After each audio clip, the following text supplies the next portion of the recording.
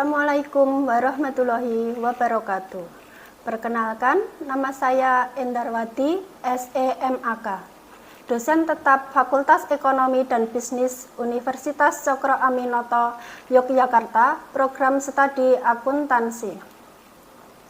Saat ini saya melakukan penyusunan dokumen pernyataan diri dosen dalam unjuk kerja Tridharma Perguruan Tinggi atau PDD UKTP sebagai syarat mengikuti Serdos gelombang 1 2025.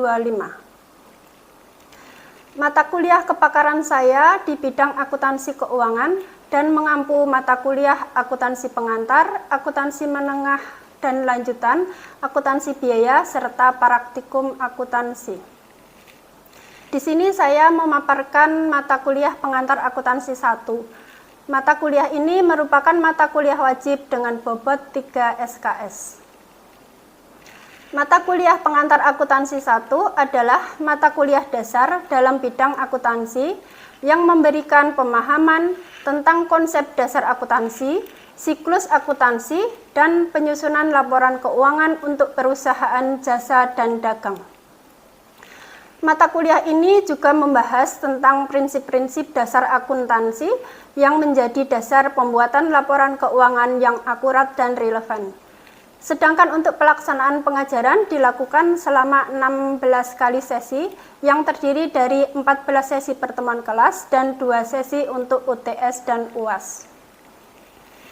Untuk acuan pelaksanaan perkuliahan, saya menggunakan dengan metode Delivery, Interaction, and Assessment atau DIA. Delivery untuk penyampaiannya, materi pembelajaran pelaksanaannya dengan menggunakan sistem campuran atau blended learning, yaitu menggabungkan pembelajaran tatap muka dan melalui pembelajaran daring. Pembelajaran tatap muka digunakan saat dosen memberikan presentasi dan ceramah serta diskusi. Sedangkan pembelajaran daring kita memanfaatkan platform resmi dari kampus atau e-learning resmi dari kampus yang bisa diakses di www.ucy.siakatcloud.com. Di Siakat ini mahasiswa mampu mengakses materi-materi atau modul ajar, RPS, penugasan, serta berinteraksi dengan dosen secara online kapan saja dan di mana saja, juga bisa menggunakan materi Zoom. Untuk yang kedua, interaksi atau interaction. Untuk menjadikan interaksi di dalam kelas antara dosen dan mahasiswa menjadi aktif, metode yang saya dipakai yaitu berbasis kasus atau case-based learning. Mahasiswa diberikan studi kasus nyata atau simulasi yang relevan dengan dunia akuntansi dan memecahkan masalah tersebut sesuai dengan prinsip-prinsip akuntansi yang sudah dipelajari. Pembelajaran kooperatif atau cooperative learning, mahasiswa belajar dalam kelompok kecil untuk memecahkan masalah atau menyelesaikan tugas untuk mendorong mahasiswa saling membantu dan mengembangkan keterampilan interpersonal. Untuk pembelajaran active learning atau pembelajaran aktif, di sini kita melibatkan mahasiswa secara aktif dalam proses pembelajaran, bukan hanya sebagai penerima informasi, diantaranya dengan adanya presentasi kelompok. Yang terakhir yaitu mengenai asesmen atau penilaian. Untuk hal penilaian, mahasiswa terdiri atas komponen-komponen. Yang pertama UTS sebanyak 20%, UAS 30%, tugas dan kuis 25%, presensi dan keaktifan 25%. Adapun CPL Prodi yang dibebankan pada mata kuliah pengantar akuntansi 1 yaitu yang pertama, dapat menjelaskan konsep akuntansi dan kegunaan laporan keuangan. Yang kedua, dapat menjelaskan tahapan siklus akuntansi dalam perusahaan, jasa, dan dagang. Yang ketiga, dapat menyusun dan menyajikan laporan keuangan perusahaan, jasa, dan dagang. Yang keempat, dapat menjelaskan konsep dasar internal kontrol perusahaan dan penerapannya dalam proses pencatatan pelaporan keuangan. Untuk capaian pembelajaran mata kuliah atau CPMK, yang pertama, dapat menjelaskan konsep dasar akuntansi secara umum. Yang kedua, dapat menjelaskan dan mengimplementasikan siklus akuntansi dalam perusahaan jasa dan dagang. Yang ketiga, dapat menyusun dan menyajikan laporan keuangan perusahaan jasa dan dagang seperti laporan laba rugi, perubahan modal, dan neraca. Yang keempat, dapat menjelaskan konsep dasar internal kontrol perusahaan dan menerapkan dalam proses pencatatan dan pelaporan keuangan. Yang kelima, dapat menjelaskan konsep prosedur dan teknik pencatatan untuk pos-pos aktiva. Yang keenam, mampu membuat jurnal penyesuaian, menyusun neraca saldo setelah penyesuaian, dan menyelesaikan siklus akuntansi untuk perusahaan jasa dan dagang. Demikian sedikit pemaparan mengenai pembelajaran pengantar akuntansi 1. Selanjutnya, marilah kita saksikan proses pembelajaran mata kuliah pengantar akuntansi 1 di dalam kelas. Sebelumnya, Assalamualaikum warahmatullahi wabarakatuh. Waalaikumsalam warahmatullahi wabarakatuh. Apa kabar teman-teman di siang hari ini? Baik, Bu. Alhamdulillah baik. Semuanya masuk ya? Kecuali tadi ada 5 mahasiswa yang belum nggak masuk. Masuk semuanya? Masuk. Yang masuk silahkan login dulu ke syaratnya, presensi. Setiap bacanya sudah saya share di grup. Ya. Langsung saja ya, kita mulai perkuliahan kali ini. Sebelum dimulai perkuliahan ini, kita berdoa sesuai dengan agama dan kepercayaan masing-masing. Berdoa dipersilakan. Selesai. Kok kayaknya siang-siang ini lemes sekali ya? Yuk kita sebelum memulai biar semangat kita pakai ice breaking dulu yuk. Seperti biasa ice breakingnya tepuk akuntansi ya. Yuk. Yuk kita mulai 1, 2, 3. Tepuk akuntansi, jurnal, debit kredit, neraca, harus balance, laba rugi, untung.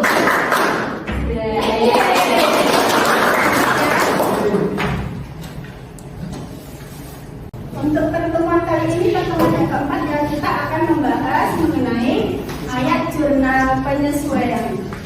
Sebelum kita membahas mengenai ayat jurnal penyesuaian, kita akan review pembelajaran yang sebelumnya. Tentang apa kemarin? Tentang bagaimana cara membuat jurnal umum sama buku besar, sama belajar tentang akun real dan juga akun nominal. Oke, bagus. Akun real dan akun nominal. Akun real sama akun nominal itu apa, Mbak Ika? Akun real adalah akun-akun yang terdapat dalam laporan neraca, sedangkan akun nominal itu akun-akun yang terdapat dalam laporan laba rugi. Contohnya? Akun real itu contohnya ada aset, kesediaan, piutang, sedangkan akun nominal itu ada di beban dan pendapatan. Paham ya semua? Ya. Langsung saja kita masuk ke ayat jurnal penyesuaian. Apa sih yang dimaksud dengan penyesuaian itu? Pengertian jurnal penyesuaian yaitu pencatatan pada akhir periode terhadap transaksi-transaksi tertentu dalam rangka penyajian laporan keuangan agar akurat dan relevan ya. Terus, kenapa sih perlu dibuatkan jurnal penyesuaian? Apa alasannya kira-kira? Alasannya ada 2, yaitu karena ketentuan baku dan karena catatan. Ketentuan baku itu apa sih? Ketentuan baku itu ada beberapa, di antaranya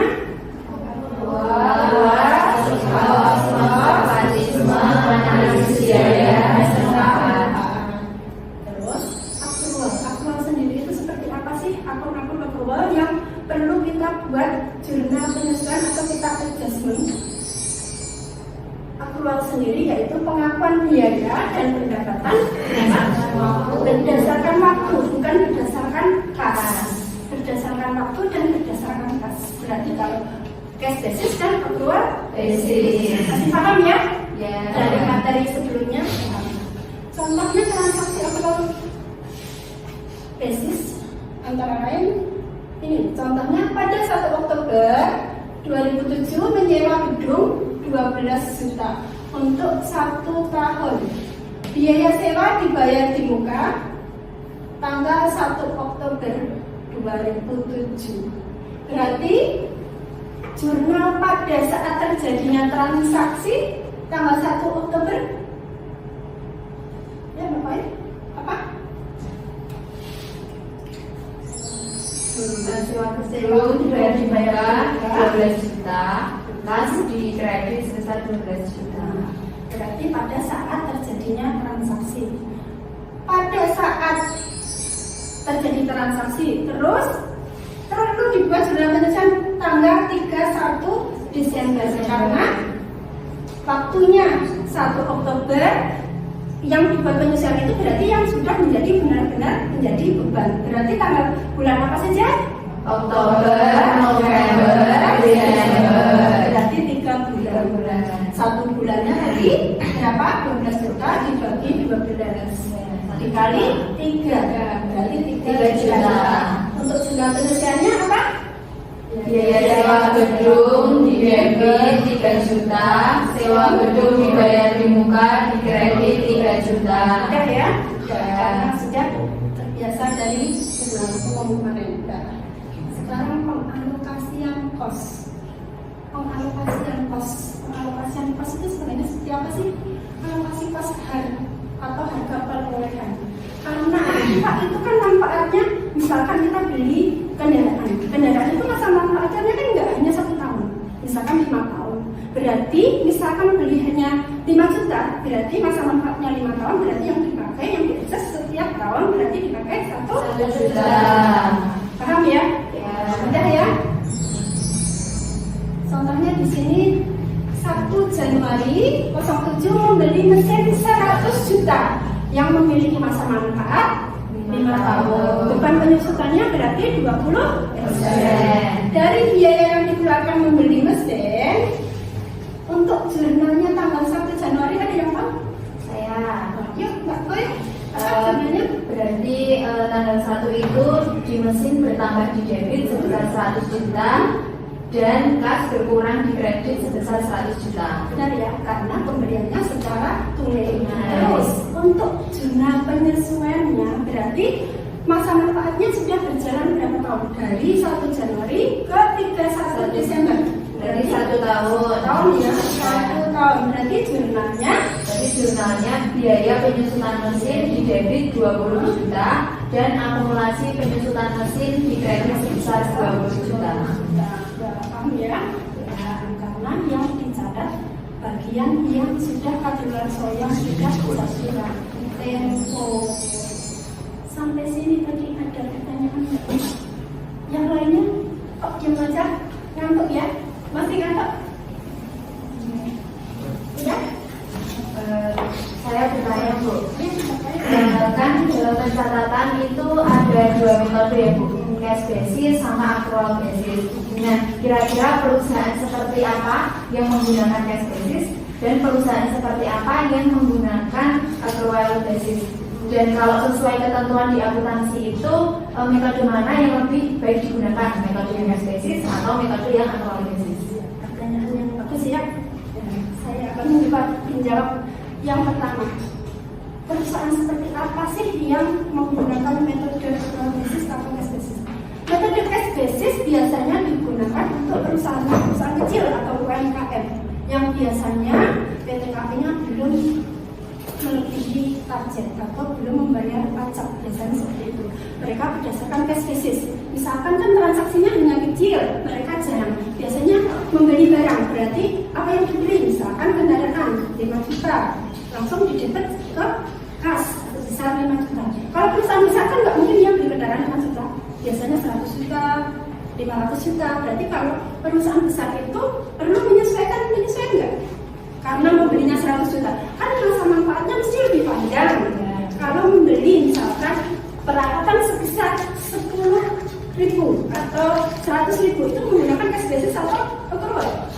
Cash. Nah, berarti kan perusahaan kecil yang menggunakan cash basis. Kalau accrual berarti yang sesuai dengan standar prinsip akuntansi berterima umum, yaitu PAU. Berarti menggunakan metode accrual basis. Untuk lebih jelasnya saya akan sedikit bercerita tentang kasus yang saya pernah menjadi konsultan ya, yang di perusahaan di situ perusahaan itu baru mulai sekitar 5 tahun. Perusahaan itu perusahaan perhotelan, di situ juga sebuah resto. Nanti di sini kita dari kasus ini kita akan belajar apa sih bedanya antara cash basis sama accrual. Kalau cash basis, ada waktu cash basis sama accrual. Pada saat membeli, tadi kasusnya membeli, misalkan ada di situ ada pembelian kendaraan sebesar 100 juta. Seharusnya dicatatnya pakai apa? Accrual kan? Ya. Jurnalnya mesin 100 juta. Kas 100 juta. Ini kan? Ya. Kesalahannya accounting menggunakan metode cash basis berarti ini kan metode mesin pada kas. Terus pada saat AJT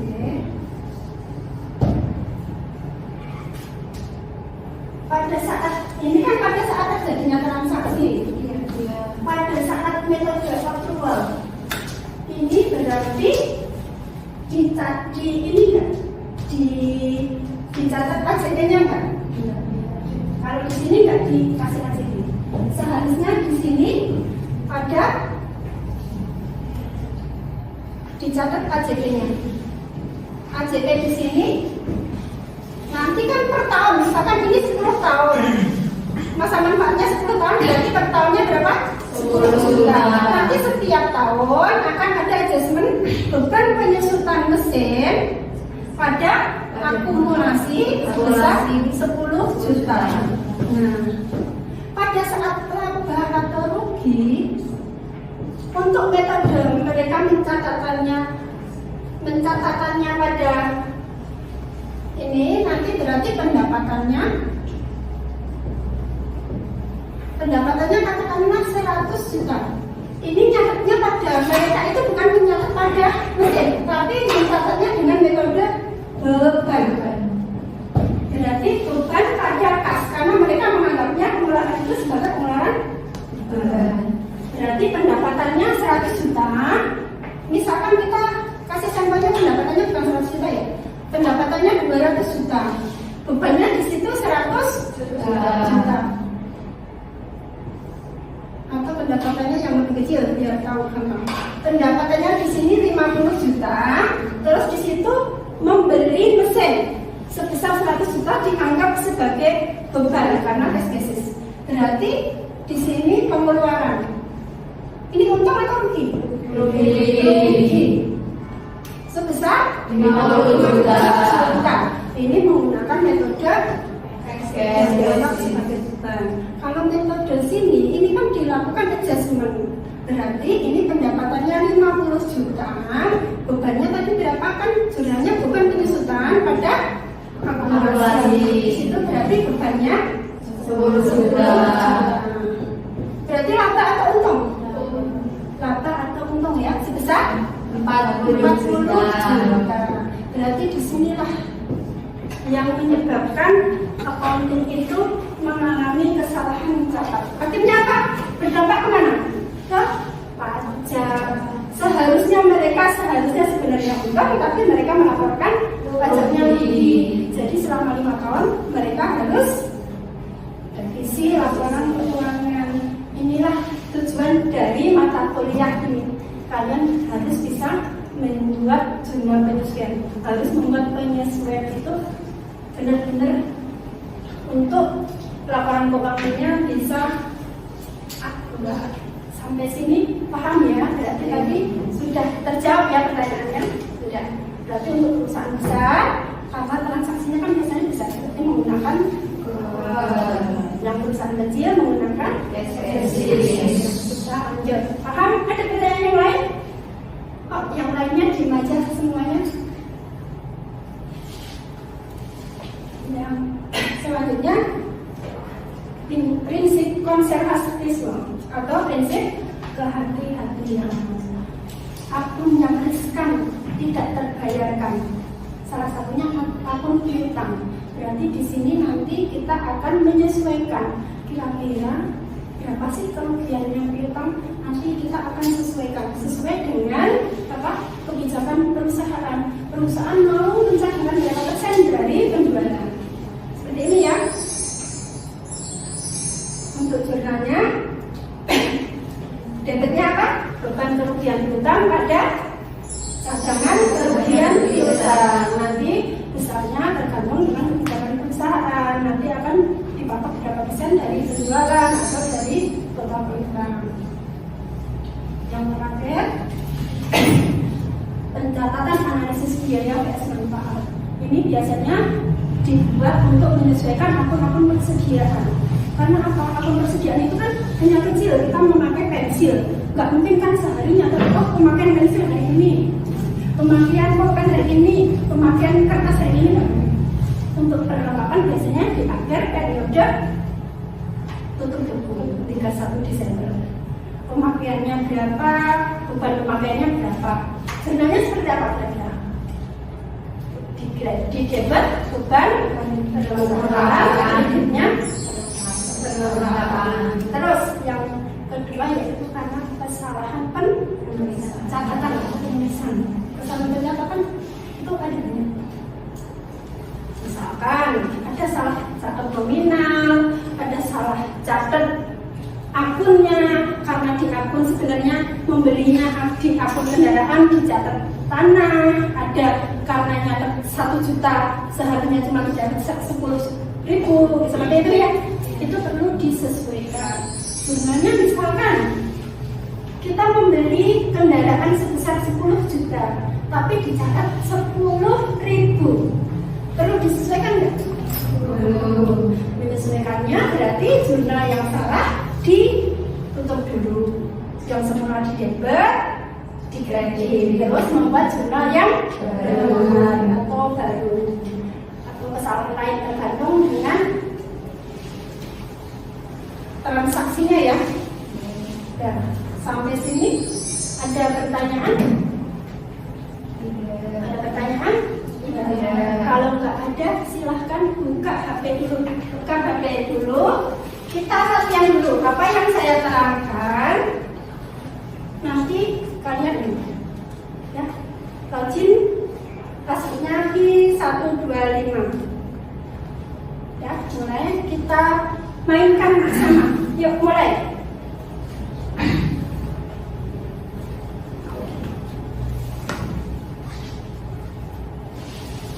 Ya, soalnya hanya 5 saja. Waktunya cepat.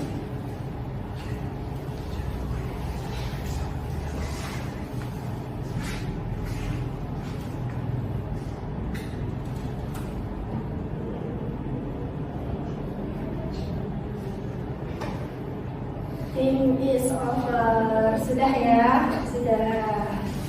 Yuk kita lihat hasil reviewnya.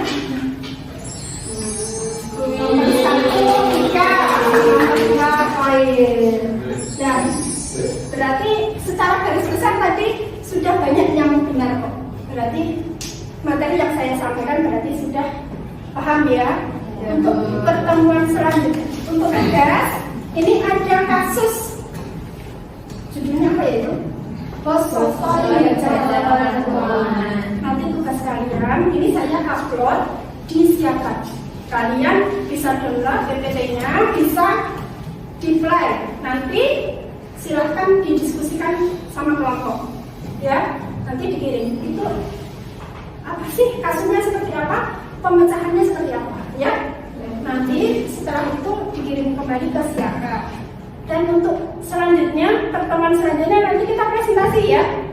Untuk materi selanjutnya, yaitu kertas kerja. Nanti kita buat presentasi sesuai kelompok yang kemarin ya. Lanjut ya. Ya, Bu. Ya. Sampai sini ada pertanyaan nggak? Ada. Sudah paham? Nanti di sini kalian kalau ada kendala bisa chat lewat Siakat ya. Ya. Sudah ada pertanyaan? Kalau nggak ada pertanyaan, saya akhiri cukup sekian. Assalamualaikum warahmatullahi wabarakatuh. Waalaikumsalam warahmatullahi wabarakatuh. Bu.